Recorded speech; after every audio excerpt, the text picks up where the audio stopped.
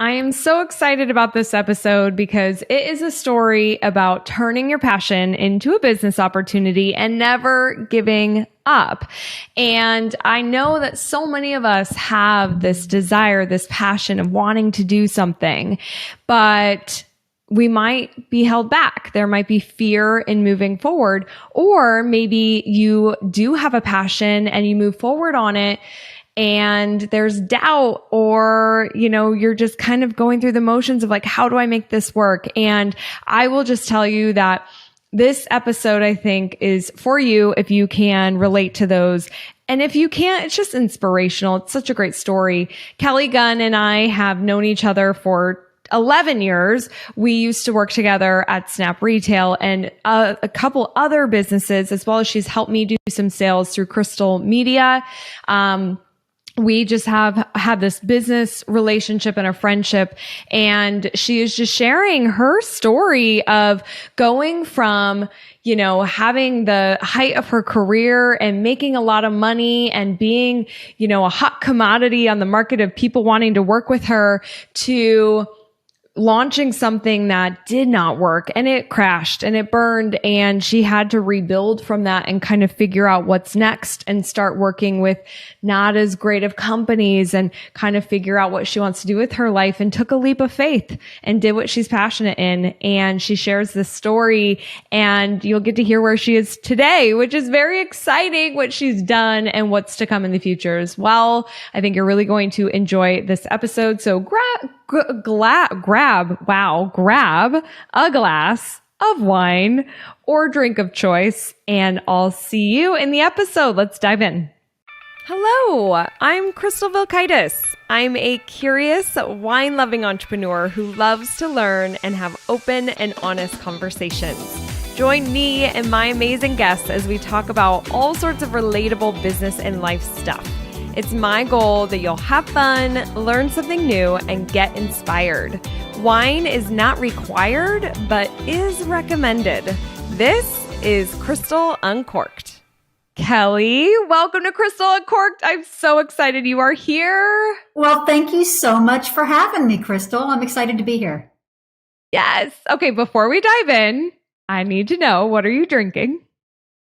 Of course, if you know me, I have my Yeti full of Coca-Cola.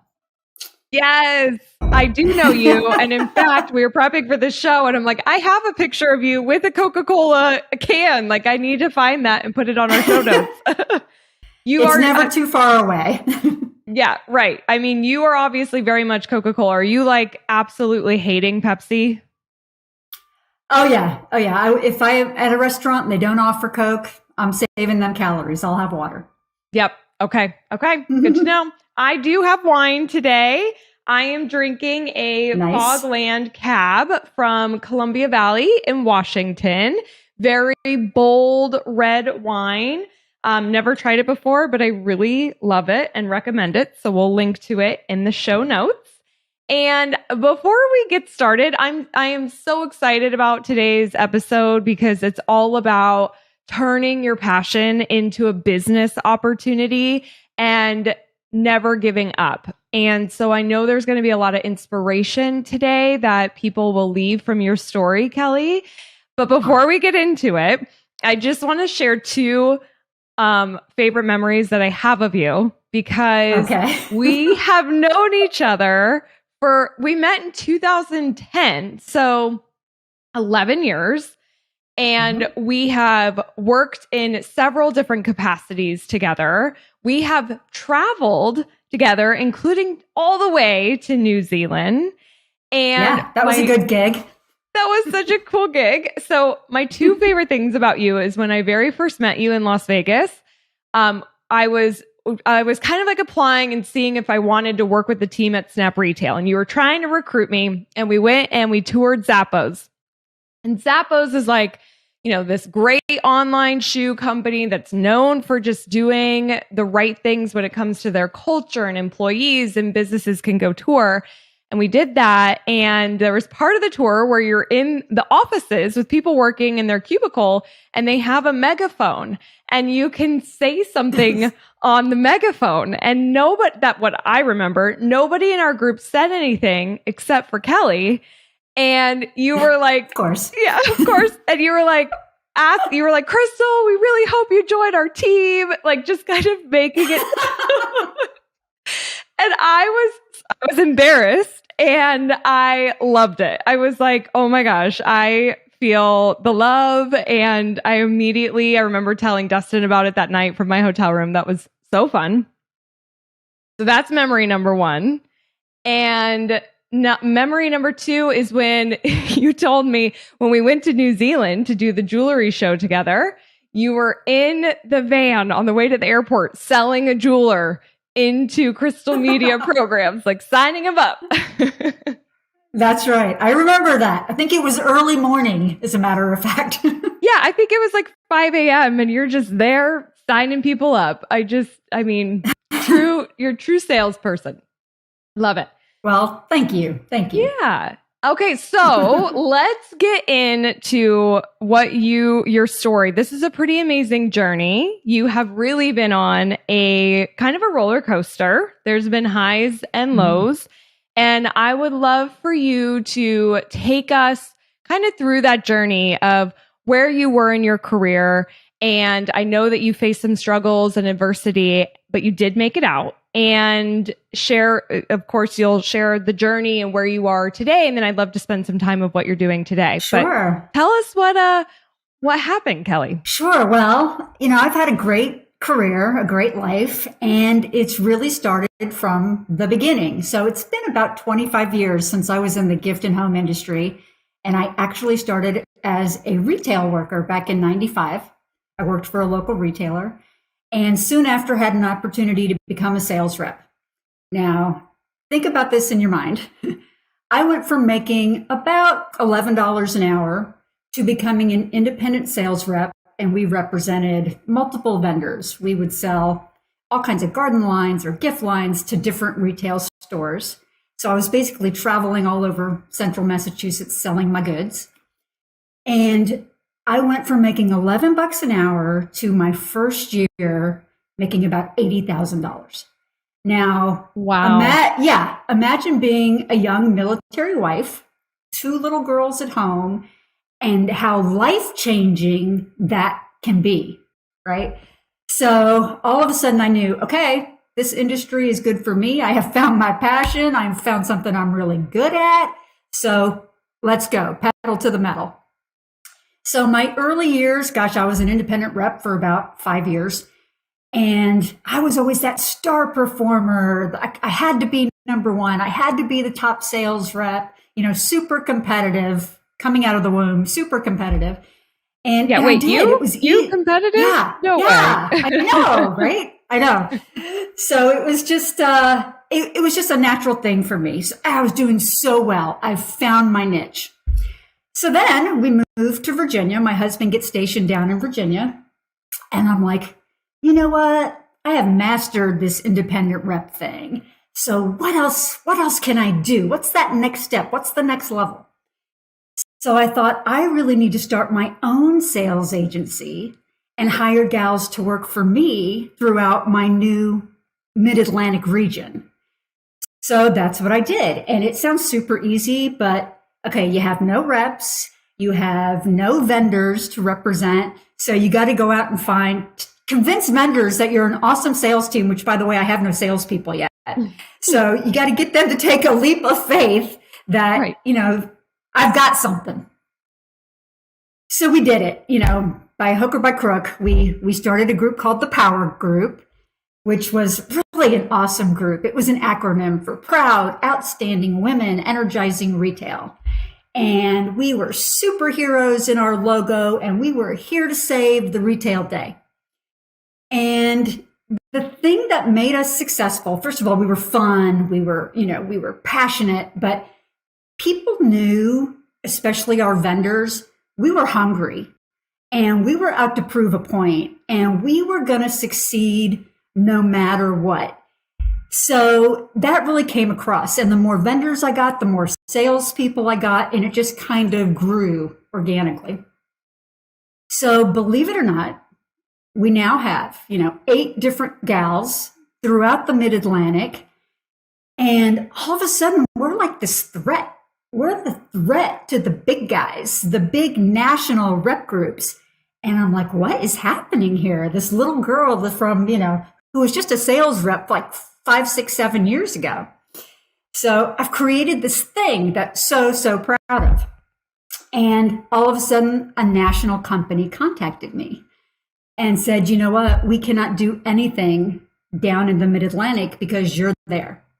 So if we can't beat you, why don't we buy you? So here I had somebody coming to me saying, we want to acquire your company. So it was tough. Now, this is 2008. By the grace of God, this was 2000. Actually, it was 2007. So imagine had it been a year later, right? 2008, when the crash hit, everything is timing. Yeah. So it's 2007. And we decided, okay, let's sell the company. And I did. So God was watching over me. Yes, it was perfect timing. It was a good decision. So what I did then was go to work for this national company. So there's a little bit of a, selling your soul to the devil kind of thing that happens here. So It was great. I sold the company. I made my paycheck. But now I'm no longer in charge of my destiny, right? I no longer have that ability to create and do what I want. I started the next phase of my career where I was constantly working for a paycheck rather than working for my passion, if that makes sense. Right. So I had to contractually go to work for a little bit to the company that bought me. And as soon as I could, I ventured out. And because I had just made this journey and made this kind of name for myself throughout the industry, people were calling me. Big A-list vendors or big A-list companies were all of a sudden saying, hey, do you want to be our VP of sales? Do you want to, help grow our team? Do for us what you did, for yourself and for these other companies. Like, yeah, that sounds exciting. Let's do that. So I started working for, again, other people. And just gradually, you get yourselves all of a sudden locked into this situation where you've got like these golden handcuffs. And it is, people have said that to me my whole life, but it is so true.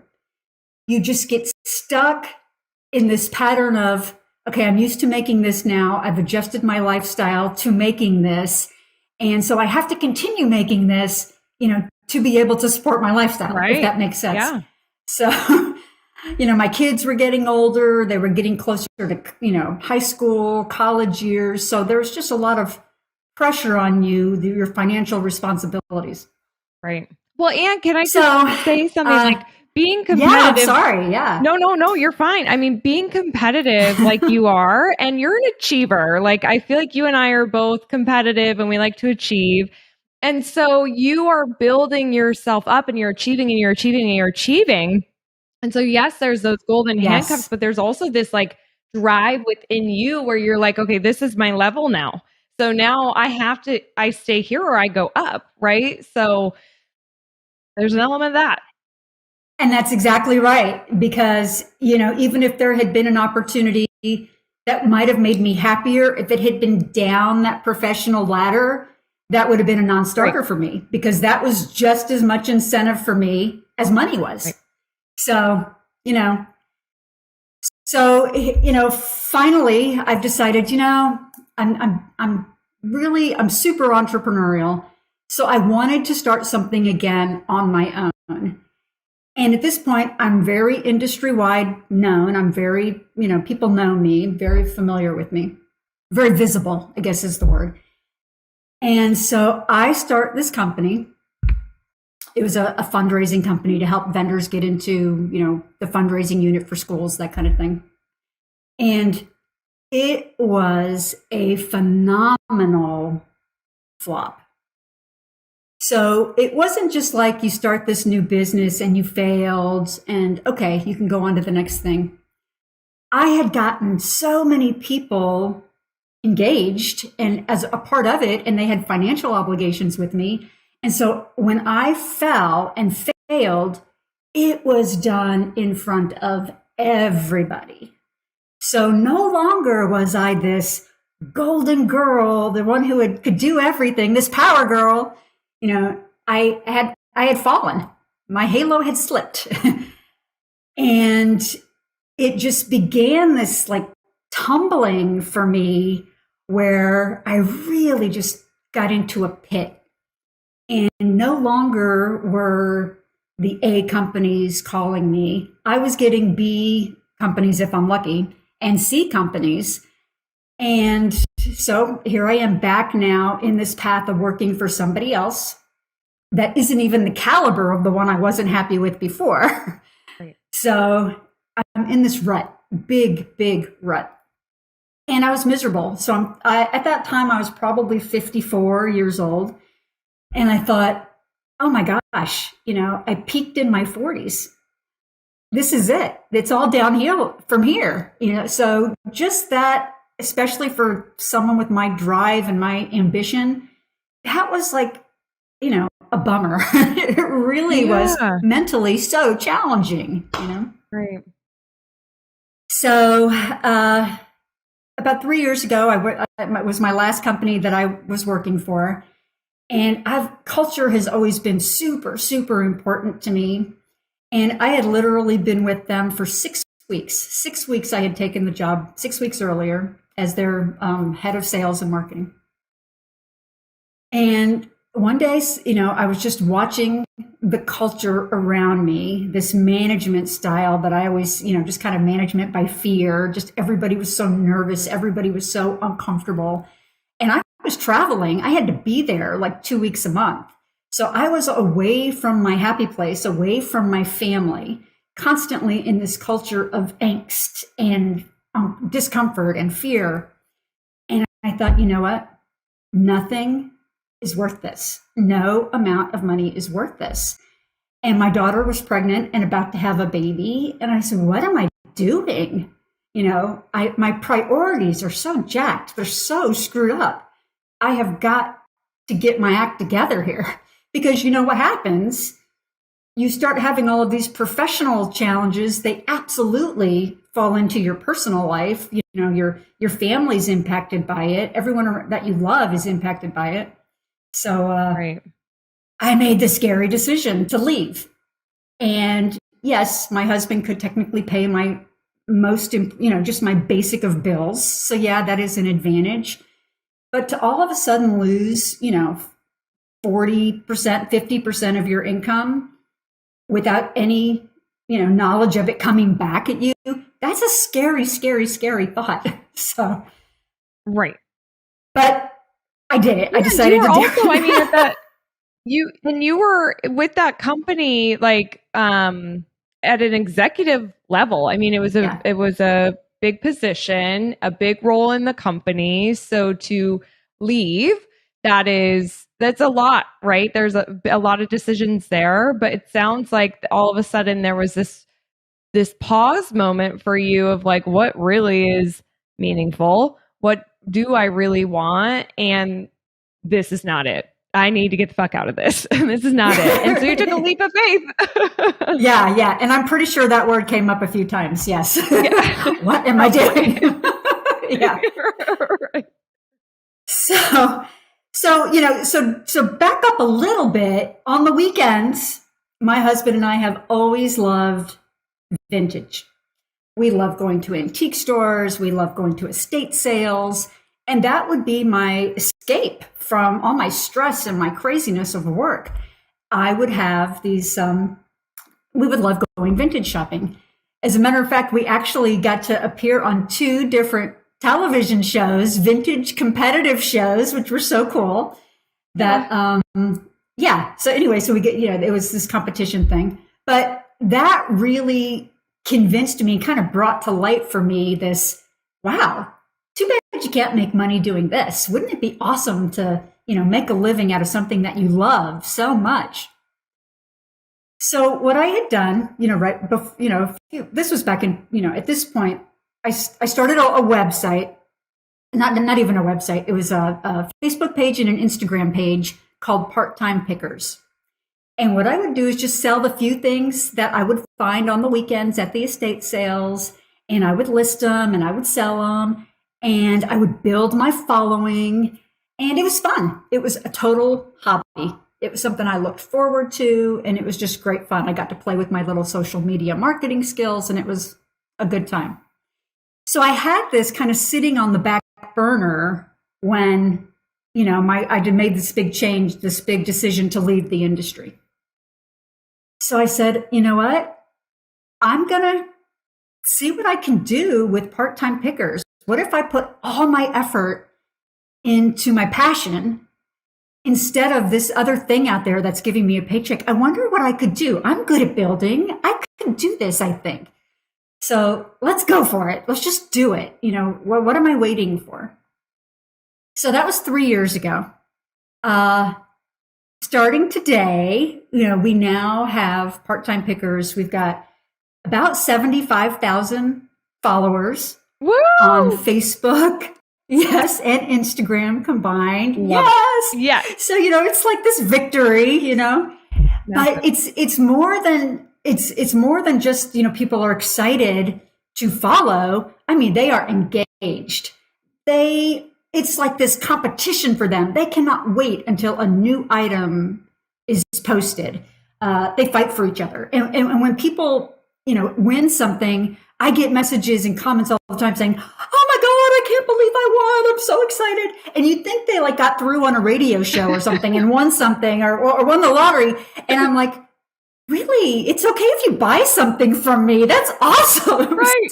But there's this mentality that it was a contest. Right, because to clarify, so you would post items on Facebook and Instagram, and it's a vintage. It's one of a kind. So first come, first serve. So they win it, but they're really buying it. Right. But they're so stoked that it's theirs. And I mean, talk about, seriously, you have such an engaged audience. It's really cool to see what you've built.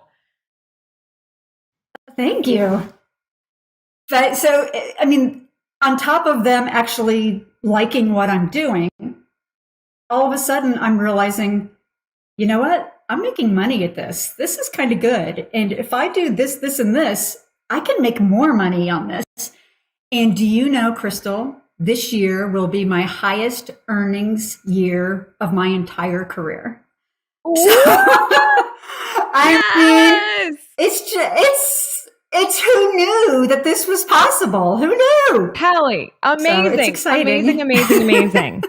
Could you imagine? Can you imagine if you didn't take that leap 3 years ago, what your life would be like today? No, I would be more miserable. My family would be more miserable. And do you know how much time I've been able to just spend with my granddaughter, my 3-year-old little Lucy? Oh. Because whenever, they need me, I can go. There's that flexibility that I've created within my own life to do what I want to do. And even when I'm working, It's fun. So. Yeah. Now, as you were transitioning and you had this moment of okay, I'm leaving this corporate world. I want to kind of try to make my hobby more of a business. What kind of support? I've met Kevin, who's an amazing man. Did you have this family support? What did your daughters think? What'd your family think of you saying, "Hey, I want to turn this hobby into something more"? Well, they're used to their mom always getting into something, Yep. So I think in the beginning it was oh, okay, she's doing this thing or that thing or whatever. But I think I was, every time I would have a little victory, I would be texting them, "Oh my gosh, do you believe I sold this for $79 or whatever?" And I would share these victories all the time, and they'd be like, "Oh wow, that's really good." And then over time, it's "Wait, you made how much this month? Or wait a second, oh my God, isn't that more than you made before?" All of a sudden, they were invested. This is a real thing, and they just got more and more excited for it. The cool thing is, my daughter Taylor she's a funeral director part-time. That's a whole nother webcast or video show. Right. But in her spare time, her hobby, she's a tailor. She's a seamstress. So she's Taylor the tailor. And she makes the most amazing aprons and pot holders and all of these fun cooking accessories. So I said, okay, what I need you to do is make all of those Pyrex oriented, Pyrex branded, so that I can sell them on my page for you. So you wouldn't believe the response she got from people all over the world wanting a Pyrex apron, wanting Pyrex pot holders, or, so it was a great way to bring her into it for fun. And then my other daughter, Sydney, was like, oh, Mom, I want to be a part of this. Can I go out on the picking trail? Can I find things for you that you can post? So I started, bringing in a few of her things so she could make some little extra money too. So they're definitely invested in the process and they're part of it for sure. Oh my gosh, I love it. Now, where are you picking? Like are you staying in driving radius to where you live? Well, it started that way. My biggest challenge with my whole business is I can't get enough. My public is insatiable. So I need more and more and more stuff. So we started expanding. Yeah. So it used to be just kind of Virginia and then it would spread out, but we literally are going all over the country. I pick all the way out to Texas twice a year now because Sydney's out in Texas. But we just got back from the biggest antique flea market in the world up in New England. So we spent 5 days up in New England and you just pick. And how fun is this? You just get to pick for your stuff and, find all these awesome treasures. And then you get to come home. Your truck is full. You're not allowed to come home until the truck is full. So the truck is full, packed. Thank God my husband, he's such an intricate part of my business. He's my muscle, but he's just my support system. And we load it all up. We bring it all home. We unloaded it all. And then, begins the process of posting and selling and packing and shipping. And so when I first come home with this major truckload of stuff, it's a little daunting. So I'm like, okay, one post at a time. You got this. And I used to think, because I learned so much from your social media classes, I used to think, okay, I have to be careful how many times I post. I don't want to wear them out. I don't want to tire them out or they turn me off or whatever. But these people are wild. It's awesome. They're so hungry. Yep. They can't wait to see, oh my God, what do you have next? And I have people private messaging me saying, okay, when are you about to post? And I'm like, no, that's not the rules. So that's not fair. So they have their notifications on. I've had people tell me, oh my God, it's the only thing I'll stop working for is when I hear that phone ding and I know it's part-time pickers. I have to see what it is. So it's like, yay, this is exciting. God, I love it. So that's what we're doing now. Seriously, it's a culture. It's a movement. It's something people are so passionate in. It's like not even selling, right? It's like the shared interest. And of course you are selling, but people just love, if people like and love vintage, it's a true tribe. It's a true tribe. Like you say, I'm surrounded by my people. So it's nice. Totally. Yeah, it is your people because Kelly, I was in a flea market last weekend and I get anxiety. I'm like, there's so many things here. I'm pretty sure I saw some old Pyrex stuff. And I'm like, I feel like that is, but then I have to go in to go find it. And then there's so many things and I just shut down. I'm like, I'll just meet you out front because Dustin kind of likes to look through stuff. And I'm like, I'm just going to wait outside. It's a lot. So I love your passion. I can't imagine coming home with a truck full. And now you've got a place to put all your things. I do. You've heard about my she shed.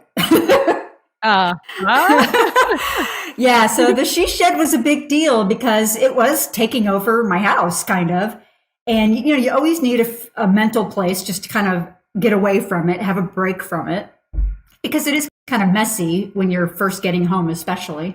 And while I tried to keep it contained, it kind of had a life of its own. So I said, you know what? With the success of the business, I need to be smart too and invest back in it. I really need my own building. So we have a little bit of property. So I'm like, what if we put a 3-car garage here to support part-time pickers? So we did. And I am just so proud of the fact that I took my own money. I saved all my own money that year and I built my she shed, which is not quite open. It's just the most gorgeous thing you've seen. I don't know. I think you have a picture, so you'll have to share it. But it's where Kevin's doing all of the build out from the inside, and we should be in a couple of months. So I'm very, very excited about that. But you know what, Crystal? It's not just about this, mental peace of mind or this mental, I should say, success or this accomplishment. Every time I walk into that place, it's a physical place, a physical structure that reminds me I made the right decision and I did good and I should be proud of myself. And it's important to me for that reason. So I have chills all over my body. That is really? yes, it's such a powerful reminder of the leap of faith that you took and not giving up and following your passion and being like, I really think there's something here. And for you to be like, I paid for this from the money that I did, not really part-time picking. I feel maybe That's right. I mean, I actually would love to know from a business perspective, like, is it a full-time job for you? Are you able to, I mean, you're spending a lot of time with your grandchild, which is amazing. But because you don't really have help, do you? Is it kind of you right now? I don't. I'm a one-man operation, except for, like I said, my husband will come to these buying trips with me and he'll unload stuff for me because that in itself I could not do. But it is all me. I'm a one-man operation. So it is definitely full-time. Of course, the more I want to make, the more I have to be able to sell. So it's this, it takes on a life of its own. But Right. definitely it's full-time. And you know how it is with any business of your own. You just want to see growth and you get passionate about it and you get excited about it. And any sign of growth just propels you. And sometimes it's hard to stop. It's hard to stop. So Right. Well, and speaking of not stopping, you're moving into a new launch that's all kind of just, built up from part-time pickers.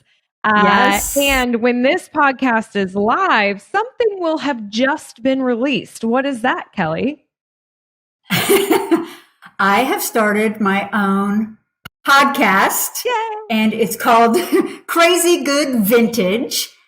And every week we're doing a podcast about different vintage topics. So it could be about these awesome vintage brands like Pyrex or Tupperware, or even different products that, vintage canisters, something fun, or just different things that happened in vintage pop culture, like S&H green stamps, or, just different fun vintage topics.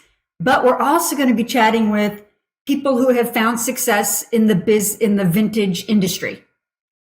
So maybe there are listeners out there that want to know, hey, how can I do what you did? Or how can I be successful if I have a booth at an antique store? So we'll bring folks on to chat about that kind of stuff too.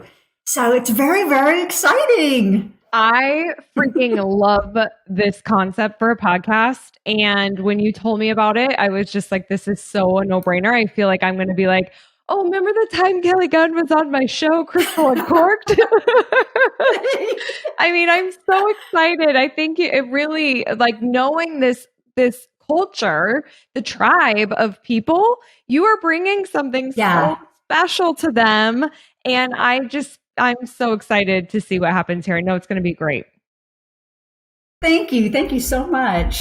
Yeah, I'm excited. Okay. And I have to say, so when we were prepping for this, you said something on our phone call, you were saying how you're a grandma and you didn't want people to feel afraid or like they had to be young to start over because when you did all this, you were in your like mid 50s.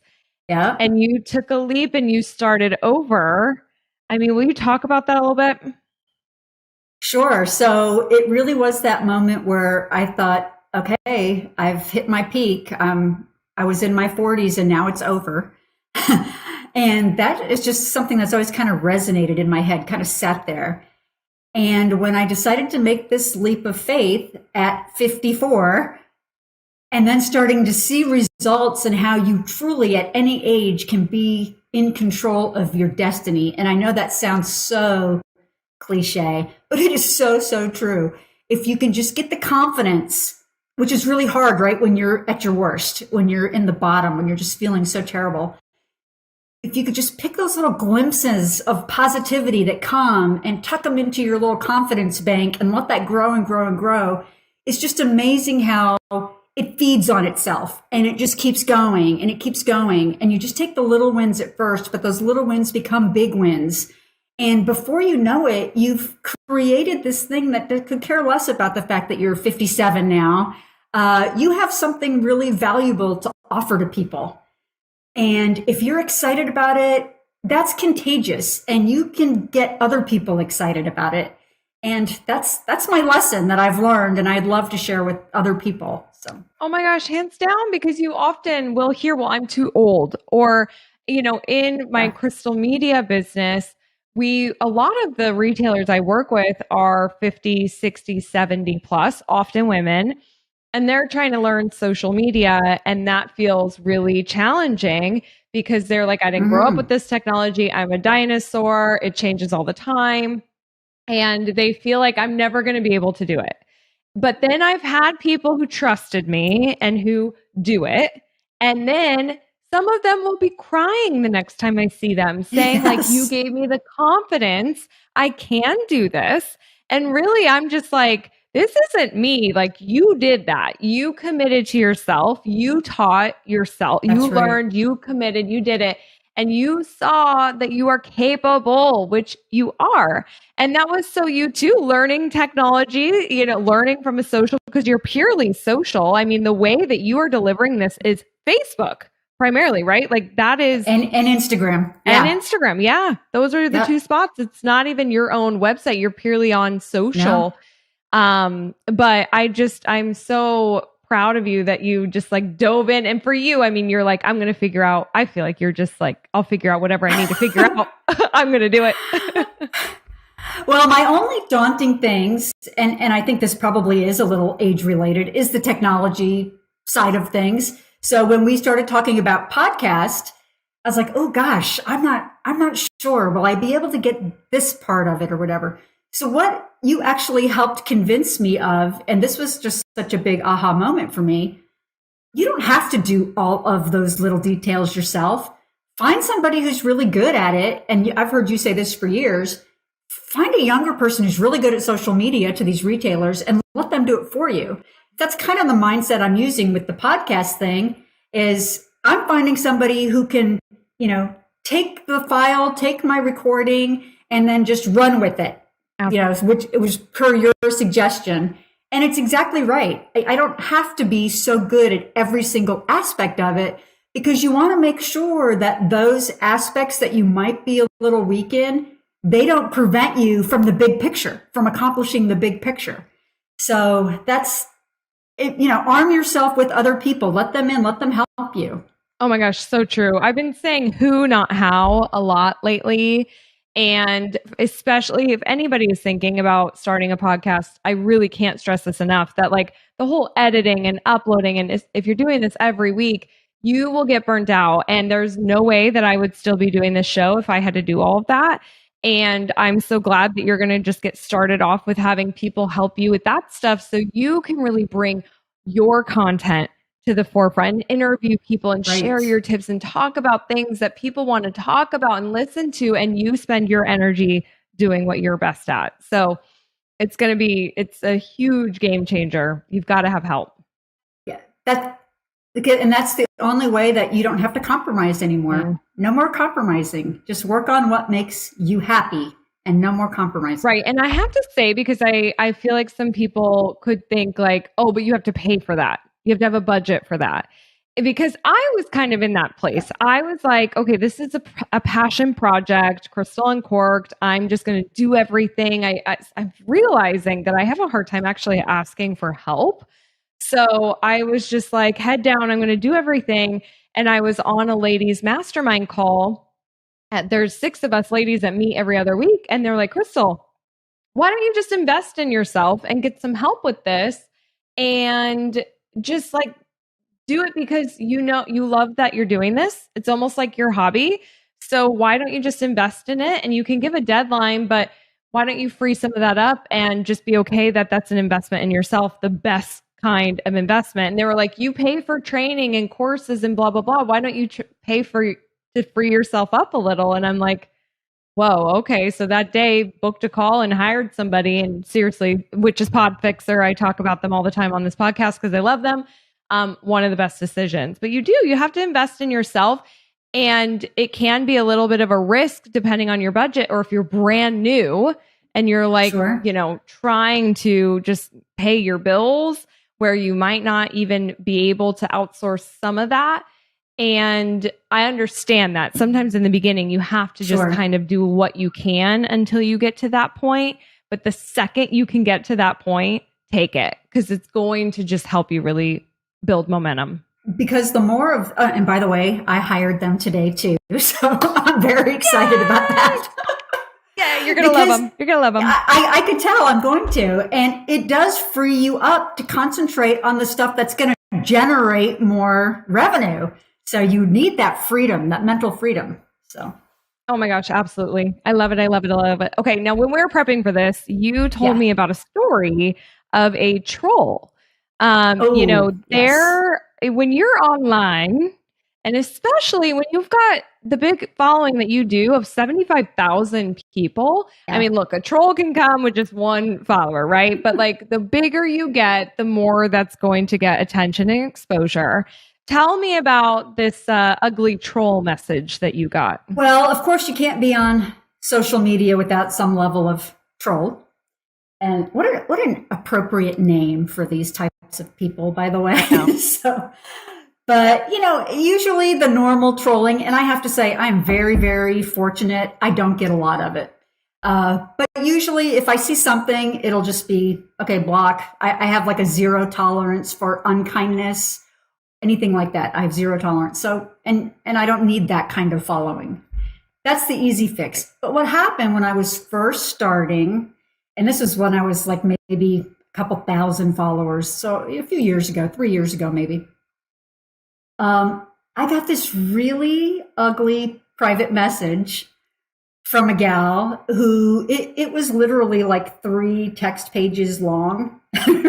So basically just telling me how inept I was, how she really even got personal. I can remember commenting on, I don't even like to look at your stupid face. It was just, it was just the most ugly, negative, energized thing I'd ever seen. And it really kind of shook me. Fine, you don't like my face, whatever. That didn't bother me. But she really struck some chords with me that you're not good enough. You shouldn't be in this. You're out of your realm. You're just, this isn't for you. And I'm saying that nicely. Trust me. It was brutal. Right. And a lot of people that probably would have been like, oh my God. And I could have very easily kind of crawled back into my shell and, just kind of, internalize this thing. But I have saved that message. And I just recently looked at it a couple of weeks ago, because for me, that was so motivational. That motivated me. That I just got angry. And I was like, who are they to define who I can be? Who are they to put limits on me and, put all these assumptions on what they think I am out there? And I just said, I truly had this conversation. You cannot give them that control. You have to be more powerful than that. And anytime I'm feeling down, it's the craziest thing. I just look at that and that just perks me right back up. So I love it. But there's some yucky people out there.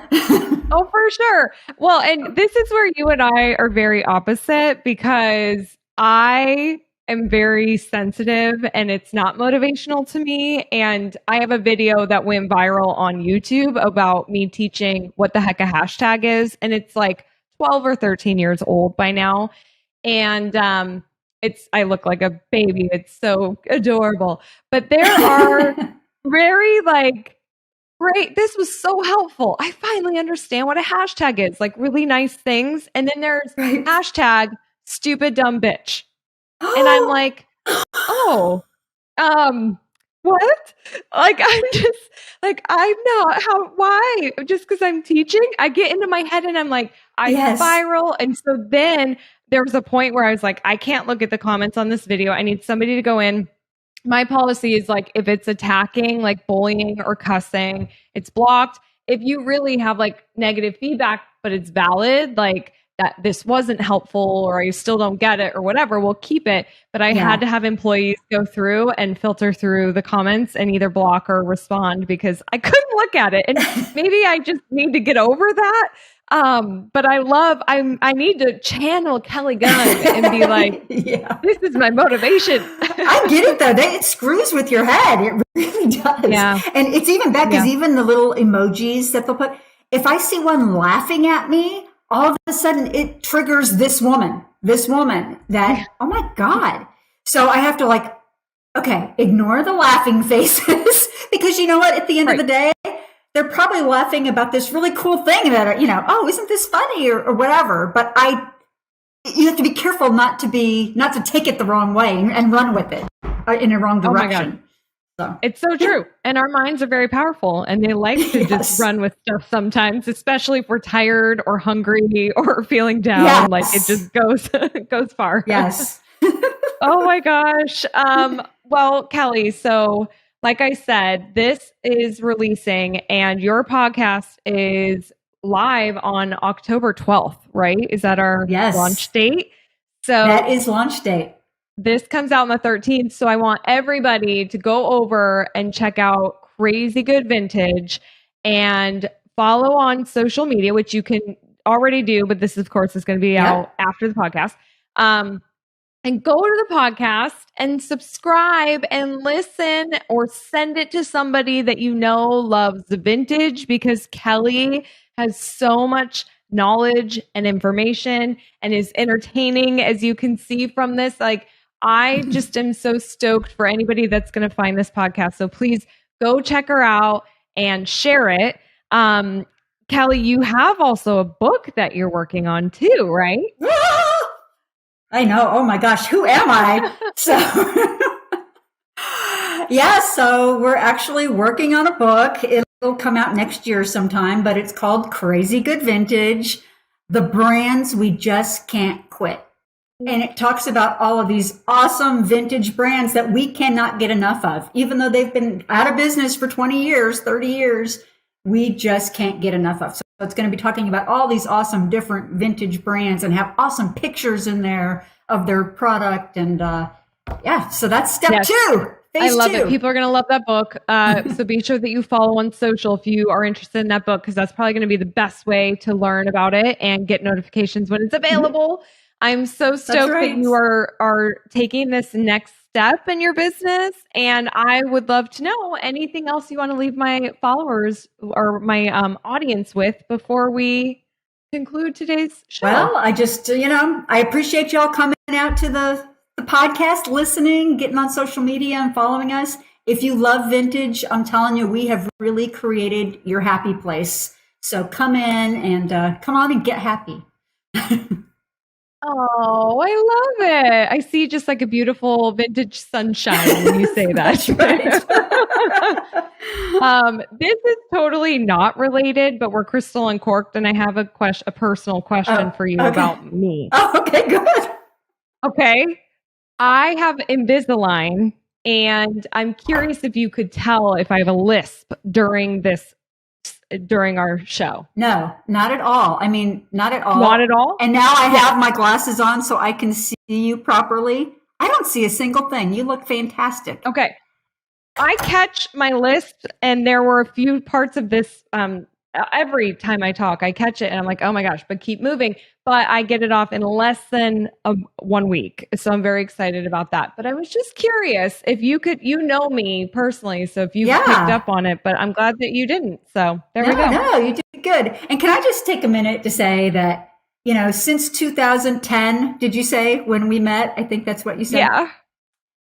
I have just been so impressed with you. That's why I was screaming at Zappos about you to everybody, how awesome you were, because I wanted you to join the team. But you're just such an inspiration to me. And we have a huge age gap. You're not much younger than my daughters. You've always inspired me. You've always motivated me. And I've just always enjoyed being in your presence and in your company because you're just such a positive vibe for me. And I'm so grateful for you. Oh my God. Thank you, Kelly. That is so incredibly sweet. I love hearing that. And I mean, what I have learned from you over these years, I mean, I really feel like you have built me to be a better business person, a stronger salesperson, because that one's hard for me, but I've learned a lot of sales tactics from you.